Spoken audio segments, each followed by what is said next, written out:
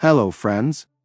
The 1,081 days of the war between Russia and Ukraine continues. Yesterday, the Russian Defense Ministry announced the capture of the city of Toretsk in the Donetsk region, which had been under battle since last summer. Ukraine has not confirmed this. On the deep state map, most of Toretsk is indicated as under Russian control or in the gray zone. But several small areas on the outskirts are also indicated as under the control of the Ukrainian armed forces. The Telegram channel itself stated that the information about the enemy's occupation of Toretsk is not true. Urban battles continue, and the defense forces continue to resist the enemy.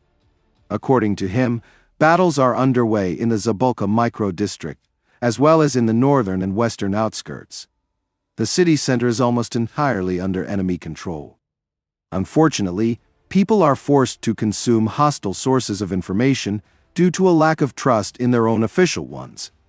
Until now, society has not been informed about the loss of Kurakovi and Velika Novosilka, which raises many questions for those who form official communications, writes Deep State. Russian telegram channels have not yet shown videos with flags from the Toretsk mine, which is the last fortified area of the Ukrainian armed forces within the boundaries of a populated area. At the same time, the enemy's telegram channels claim that the mine has been turned into ruins and is controlled by them. I repeat, there is no confirmation of this from Ukraine. Nevertheless, Toretsk has been captured almost completely, even according to Ukrainian sources, and is unlikely to be held by the Ukrainian armed forces for long. Control over the city is important for the Russians for a future offensive on Kostiantynivka from the southeast, with a simultaneous attack from Chasiv Yar. Also, the fall of Toretsk problematizes the retention of the southern outskirts of Chasiv Yar, where the Russians are still far from controlling the city, although they have recently advanced in it. Commenting on the situation in Toretsk, the Washington Post writes that in the Donetsk region, the Ukrainian defense is cracking at the seams. The publication cites Russian data on the capture of the city and quotes statements by Ukrainian military personnel who deny this. However, if the data on the capture of Toretsk is confirmed, then, as the publication notes, its fall will continue a series of cities lost by the Ukrainian armed forces that were part of Ukraine's line of defense in the east. The newspaper writes that the Russian army has been advancing for a year, gradually weakening the Ukrainian forces, which are experiencing a shortage of personnel and resources. Despite the apparent lull, intensive Russian assault operations continue. These losses coincide with the uncertainty about whether the United States will continue to provide important military assistance, the article says.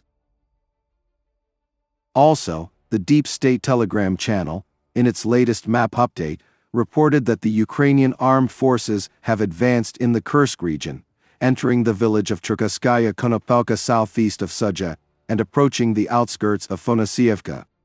The latter village, according to the Deep State map, is in the gray zone. At the same time, the village of Ulanok, the likely main target of the Ukrainian attack that began the day before yesterday, is currently in the Russian control zone.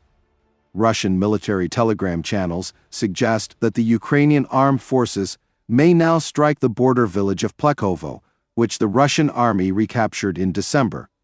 Also, the advance in Cherkasskaya Konopelka poses a threat to the northeastern flank of Russian troops, which are currently fighting in the Makhnovka area on the approaches to Sudzha. Meanwhile, Russian troops, according to Deep State, have advanced in Andriivka to the west of Kurakovi. Fighter Mutnoy writes that the enemy is systematically pushing through Andriivka. The village defense is now on the verge of collapse. According to him, the Russians are already in the central part and have begun storming the western part. We currently retain control only of the northwestern part, and, in general, the defense is no longer as stable as it was before. In Yevhenii, the enemy has begun stabilization measures in the western part. This indicates that the village will be occupied in the near future, reports Muchnoy. Meanwhile, the debate over the lack of troops in Ukraine continues. Russia has a 5-1, and in some places 10-1, advantage in manpower on the front lines, the Wall Street Journal reports, citing Ukrainian military personnel. Therefore, Ukraine will need 10 times more troops to completely stop the Russian army, a soldier fighting near Pokrovsk told the publication. Ukraine is holding back its superior number of infantry with drones and has reached a production of 200,000 drones per month, but drones cannot completely replace people, and, due to the lack of infantry, it is forced to retreat.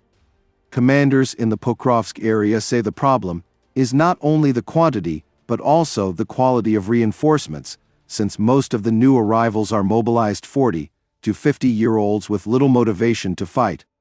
Some abandon positions or refuse to go to the front-line trenches. One brigade commander said the 30 men he had at the beginning of the war would be more effective than the 100 he has now. I would like to note that Western media outlets also give other estimates of the numbers of the Ukrainian and Russian armies. According to the New York Times, there are more than 400,000 Russians fighting on the front line, and they are opposed by approximately 250,000 Ukrainians. That is, the ratio is not 1 to 5 or 10, but much less. And it is obvious that if there were 5 to 10 Russians per 1 Ukrainian soldier, Russia's advance would be much faster and would lead to the collapse of the Ukrainian front, which, as we see, is not happening. Friends, I understand that the duration of events is becoming less relevant for you, but for me, the situation is only getting worse. Those who have been with me for a long time know that preparing reports on this channel has become my main job, and I have no other job for obvious reasons. Lately, the channel has had few views, so I ask for your help.